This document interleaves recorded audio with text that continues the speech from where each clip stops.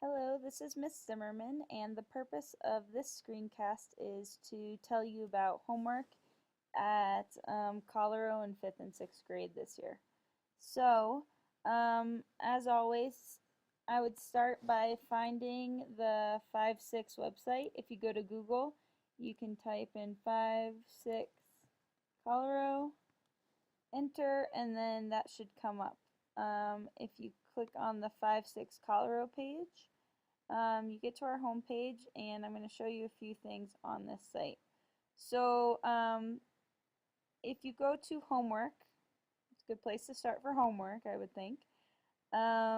You can find our homework template.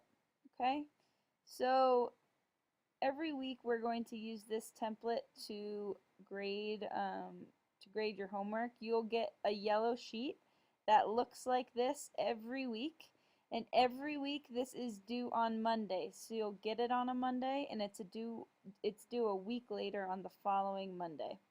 Okay, so the first part of your homework is very simple on this sheet. It's reading.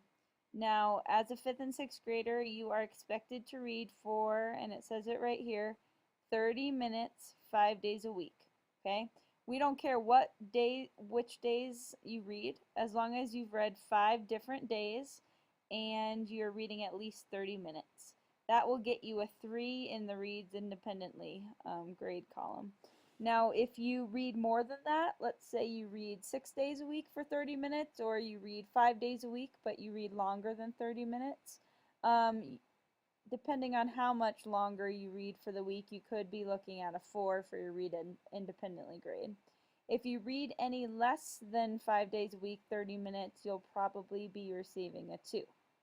So that's the first part of your homework, just to read 5 days a week. The second part of your homework is the blog. So every student has set up a blog, and they are posted under our blog tab, which you can see right here on our website. The rubric for grading the blog is here, so we'll use this rubric every single week. And the thing that will change is your blog assignment. So in this area right here, where it says type in weekly topic here, it's going to be a new topic every week. So last week we asked you to write about yourself, tell us about yourself. This week it's a book recommendation. Every week it's going to change, and you'll just have to look and see what your topic is right here. Now, you're expected to plan on the back of this yellow sheet first. And when you plan, we want you to first start by doing TAP. It's T-A-P-P. So TAP is an acronym, and it stands for T, which is topic. So that would be whatever the topic of your writing is. So for this week, for example, I'm doing a book recommendation. My topic was a book called Shipwreck at the Bottom of the World. So that could be my T topic. The A in TAP stands for audience, and that's who will be reading your writing. So obviously, if it's going on the blog, it's probably going to be your blog readers, okay? Now, the third P stands for purpose. Usually, there's 3 purposes that you're going to choose from. If you're telling a story, or you're either real or imagined, you're probably trying to entertain someone. If you are doing something like a book recommendation and you're trying to get someone to read something, or you're trying to sell somebody on an idea, you're trying to persuade someone. Now, the last purpose that you might be writing for would be to inform or to explain something to someone. All right, so that's P for purpose. You're going to probably be choosing to persuade, to entertain, or to inform or explain. All right, and the last P stands for plan, and this is simply the type of plan that you are going to use to plan your writing. Again, you're going to do TAP, and then you're going to write your plan on the back of this yellow sheet every week before you write. Okay, so once you've planned, then it's time to write in your blog. Okay, this here tells you exactly what you need to do to get a 3 or a 4.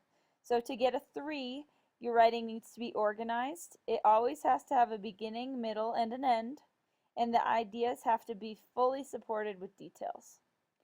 You also have to have an organized and detailed plan on the back here.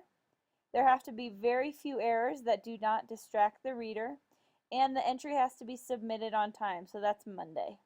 You can get a 4 by adding some strong voice to your writing where your personality really comes out, and you should have many supporting details that support whatever the topic is that you're writing about that week. So that's how you're going to get graded. You can also look to see what you would do to get a 2 or a 1, but I'm not going to go over that. You can see that yourself. We're expecting all students to get a 3 or a 4. We'll leave you some comments here, and then your grade is going to go in this space right here. So you're going to get 2 grades on your homework. First is reads independently for reading, and you'll see that on your report card. And then you're going to get a grade, overall grade here for your blog. Now to get to your blog to do your homework, you'll go to the blogs page. There's some videos up right now, and we'll keep putting different videos up to help you if we need to about the blogs. Again, there will be rubrics up here that you can look at. The blog rubric is right here above your blogs in case you forget. And then all your blogs are listed here.